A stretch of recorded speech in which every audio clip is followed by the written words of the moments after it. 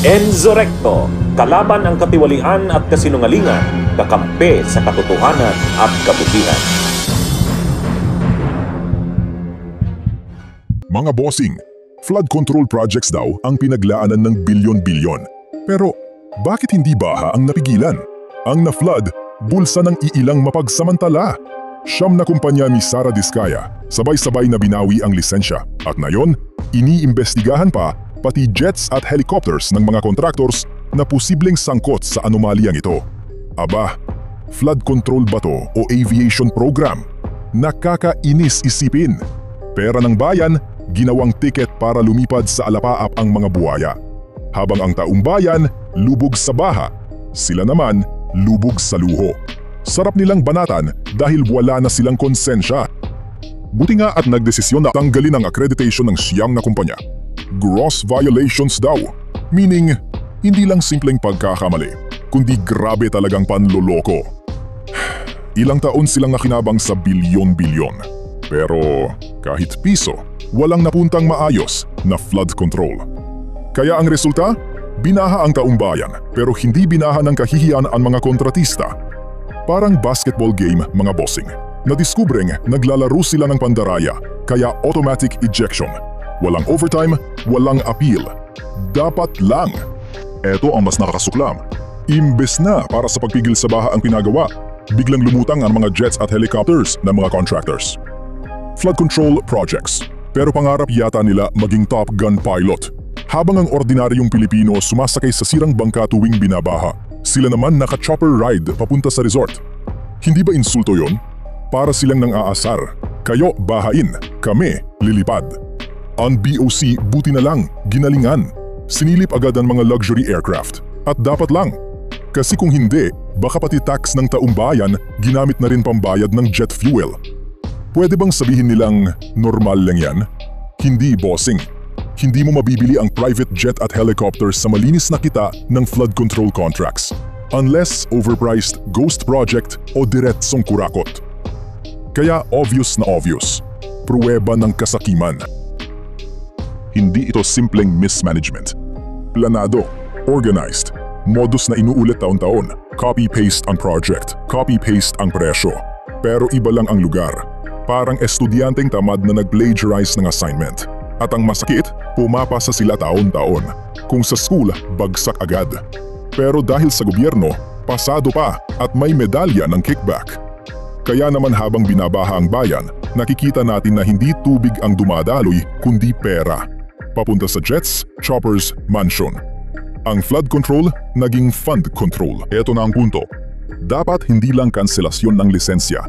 Kailangan may kaso, may kulong, at may pagbawi ng terang minakaw. Kasi kung hindi, parang warning shot lang to. Bukas, balik modus na ulit sila. Huwag sanang palusutin sa technicalities. Sila na nga ang may jets, sila pa ang may dahilan.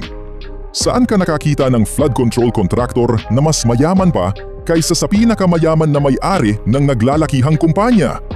Buti nga at iniimbestigahan sila ngayon. Pero sana hindi lang ito pang press release.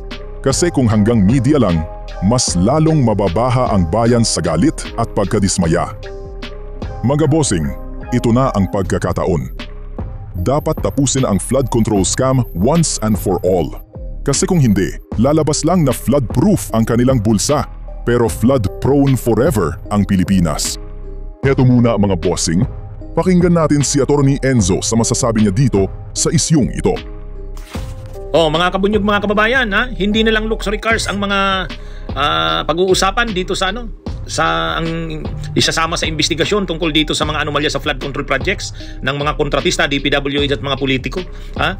Choppers na, hindi na luxury cars, hindi na luxury vehicles. Grabe, mga choppers na, helicopters at saka mga private jets. Ang tindi. Ang tindi na talaga ng level ng corruption. Private jets na ang pinag-uusapan. Ay yung isang yung anak nga ng isang kontraktor, si Claudine Co. Pinagmamalaki niya na nag-tour siya sa 40 bansa ba yun, 40 countries. Naka-private jet siya. Yun, kasama yata yun sa iimbestigahan. Wow, private jets ang tindi. Mga kabunyog, mga kababayan, ganyan na ang level ng korupsyon dito sa ating bansa.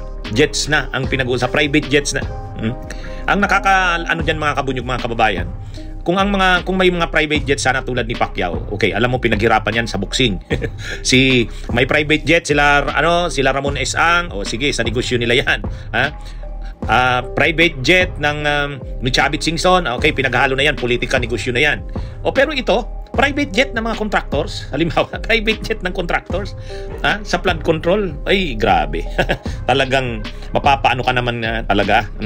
Imagine mo, ibig sabihin, habang tayo'y binabaha, habang tayo'y nakakakita ng mga ghost projects, mga substandard na proyekto, at ang mga kontratistang may gawa niyan, ay may mga private jets na, may mga choppers na. Ay, ang tindi.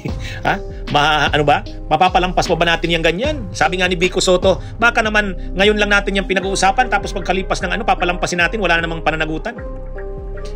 Grabe. Itong sinabi na una yung mga assets ipi-freeze. Tama yan. I-freeze na ang mga assets ng mga yan. Yung mga luxury vehicles ni Diskaya, sabi ng Bureau of Customs, pag napatunayan na mga illegal, ipo-forfeit in favor of the government. Tama yan. At itong mga jets na to, grabe, talagang matindi na, mga kabunyog.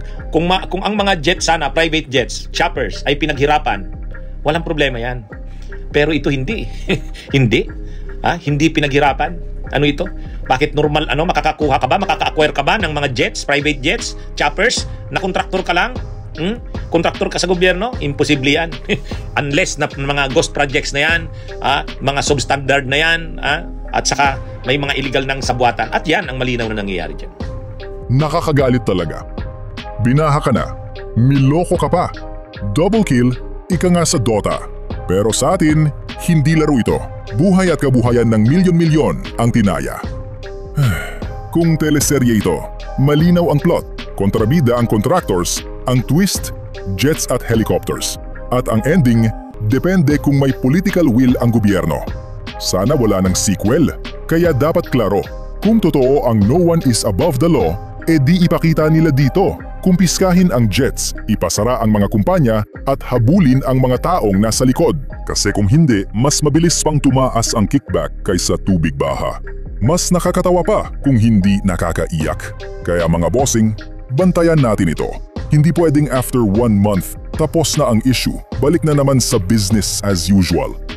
Kung malulusutan pa rin ng siyam na kumpanya ni Diskaya, mas mabuti pang palitan na lang ang pangalan ng projects. Flood scam projects. At least, honest na sila. Tandaan, ang tunay na baha kaya nating harapin. Pero ang baha ng kasakiman, mas nakakasakal, mas nakakalunod, at mas nakakasuka. Kaya sana ito na ang simula ng paglilinis. Kung hindi, goodbye Philippines, hello Atlantis. Bunyog, bunyog, halikan na kasama ka. Bunyog, kapag buklod ay may pag-asa. Luzon, Visayas, Mindanao, isa ang pananaw. Sa bagong Pilipinas ang bunyog isisigaw. Bunyog.